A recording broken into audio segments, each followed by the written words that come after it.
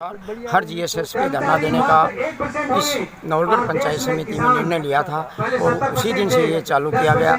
इसके अंदर प्रांतीय स्तर की मांगें, राष्ट्रीय स्तर की मांगें और मुख्य रूप से यहाँ की मूल क्षेत्रीय मांगें शामिल हैं। क्षेत्रीय मांग में हमारी प्राथमिक मांग है कि 26 गाँव का जो ये जीएसएस है, ये इसके चारों तरफ के गाँव हैं, उनकी दूरी मुकनगढ़ से बहुत ज़्यादा दूर पड़ती है। वहाँ से AN ऑफिस का भार भी कम हो, इसलिए हम चाहते हैं कि यहाँ पर AN ऑफिस खोला जाए। दूसरी हमारी मांग है कोरोना के समय का जो किसान को भी धक्का लगा है, 6 महीने का बिजली का बिल माफ़ किया जाए हर उपभोक्ता का। हमारी तीसरी मांग है जो 1666 की सब्सिडी दी जाती थी 10,000 की प्रति वर्ष, एक बिल में उस बिल में कटौती करके इन्होंने खाते में लाने के लिए कहा। खाते में लाना तो दूर, इन्होंने पूर्ण रूप से उसको ख़त्म कर दिया। उसको हम पूर्ण चालू कराने के लिए हर जीएसएस पे धरना देंगे और सभी जगह धरना देकर जनता को आह्वान करेंगे।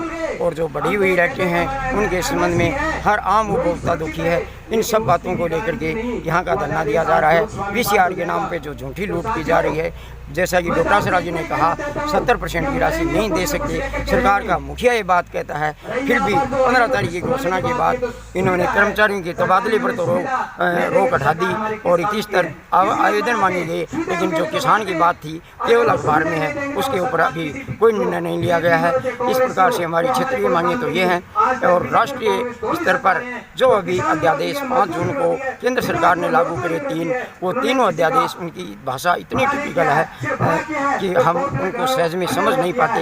एक तो है मंडियों को तहस नहस करने का अध्यादेश, दूसरा है आवश्यक वस्तु अधिनियम अध्यादेश और तीसरा है वाणिज्यिक सुविधा के नाम से व्यापार को बढ़ाने का अध्यादेश। तीनों किसान और खेती के विरोध में अध्यादेश हैं। इन सब का हम पुरजोर विरोध करते हैं, जन आंदोलन चलाएंगे और जब तक इन बातों से राहत नहीं मिलेगी तब तक हमारी लड़ाई संघर्ष जारी रहेगा। धन्यवाद।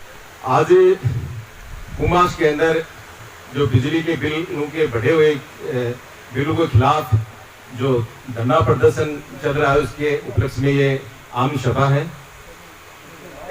एक नरेगा के अंदर जो काम करने जाता है उसको 170-80 रुपये पर डे उसको मेहनत के पैसे मिलते हैं और बिल आता 5,000। बताओ कहाँ से चुकाएगी। बहुत विकृत स्थिति है। राजस्थान की सरकार, जो कांग्रेस की सरकार है, जो भोले वाले आदमियों से गहरे वादे करके और ठगने का प्रयास किया है। सभी को इस कोरोना महामारी में बड़े बड़े बिल थमा दिए। जो मीटर चलते नहीं है, झपकते हैं, और झटके से इतने भारी बिल आ गए हैं, किसी के 10,000 के, किसी के 20,000 के। किसान नहीं दे पाएगा, न गरीब दे पाएगा। तो अब इनका जोर जोर से विरोध करना चाहिए।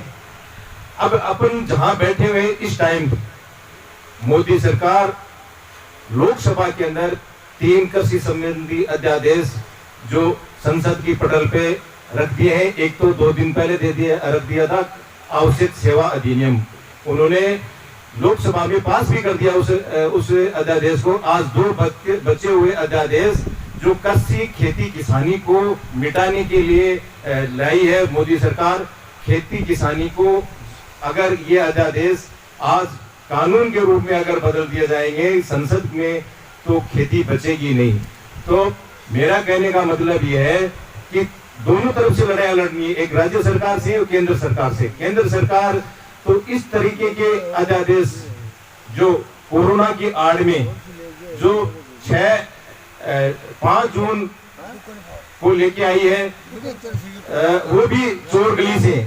अगर ये इनको इतनी क्या जल्दी थी कि इन अध्यादेशों को लागू करने की, लाने की, और अगर इनको करना था तो कोरोना के बाद में कर लेते। आज कोरोना के अंदर जो GDP के जो आंकड़े आए हैं पिछले दिनों के अंदर, एक कृषि क्षेत्र ही ऐसा है जिसमें प्लस में आंकड़े आए हैं, बाकियों के माइनस में है। क्या है कृषि अध्यादेश? पहला अध्यादेश इन्होंने ये लाए हैं कि कॉन्ट्रैक्ट फार्मिंग की बड़ी बड़ी कंपनियां आएंगी और कॉन्ट्रैक्ट फार्मिंग करेंगे। हजारों बीघा, ये जो साथी कह रहे थे इंद्राज जी कि आपकी मनमर्जी से कोई किसान अपनी फसल नहीं बो पाएगा, कहेंगे हमें तो मक्का चाहिए तो मक्का बोनी पड़ेगी, आलू कहेंगे तो आलू बोना पड़ेगा। तो इस तरीके से कॉन्ट्रैक्ट फार्मिंग, बड़े बड़े पूंजीपति आएंगे, अडानी अंबानी आएंगे और किसान अपने ही खेत के अंदर मजदूर बन के मजदूर करेगा। सोच लो, सबके सब किसान साथी बैठे हुए हैं, ये ला रहे हैं आज जो इन्होंने जो पटल पे रखा, यही है कॉन्ट्रैक्ट फार्मिंग। आपको कॉन्ट्रैक्ट करेंगे इंग्लिश के अंदर, साइन करने नहीं आते, किसानों के अंगूठा टेकते हैं, कहेंगे 2000 में बाजरा लेंगे आपका, और जब बाजरा होगा तो कहेंगे यार तुम्हारा तो बाजरा काला है, ये तो 1000 रुपए में बिकेगा, कहां से बेचोगे आप बताओ।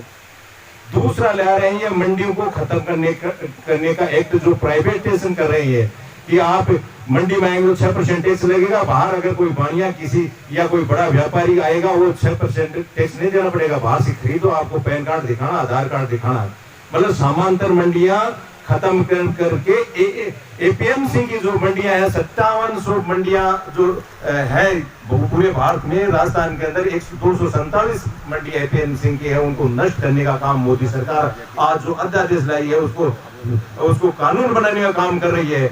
अब बताइए सर, छोटू राम ने कितनी लड़ाइयां लड़ी आज से सैकड़ों साल पहले मंडियों के जो ताना बाना उसको बनाने के लिए, हजारों किसान साथी जो लड़ाई लड़ियां, उसको आज मोदी सरकार प्राइवेटाइजेशन करने जा रही है। अब बताइए आड़तियों के अड़ जा रही है, किसानों के वहां आप जो फसल खरीदने का जो ढांचा था मंडियों में ले जाके बेच सकता था, वहां वो खत्म कर रही है।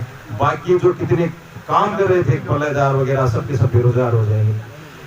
तीसरा अध्यादेश ये ला रहे हैं कि हमें तो आवश्यक सेवा अधिनियम को उसमें बदलाव कर रहे हैं। 1955 का एक्ट है, उसमें क्या था, दाल तिलहन इनका मतलब लिमिट मात्रा में स्टोर कर सकते थे। अब ये कर रहे हैं कि आप चाहे जितने मात्रा में किसान से किसी से भी खरीदो और उसको खरीदने के बाद में स्टोर करो और अपने हिसाब से बेचो। इस हिसाब से काला बाजारी के अंदर काला बाजारी होगी, कोई बड़े बड़े पूंजीपति उद्योगपति उस माल को खरीदेंगे, किसान के माल को औने पौने दामों में, और जब इनका जी चाहेगा उस टाइम उसमें बेचेंगे। तो आप भी 250 किसान संगठन जो अखिल भारतीय किसान संघर्ष समिति बनी है, उन्होंने धरना प्रदर्शन किया है।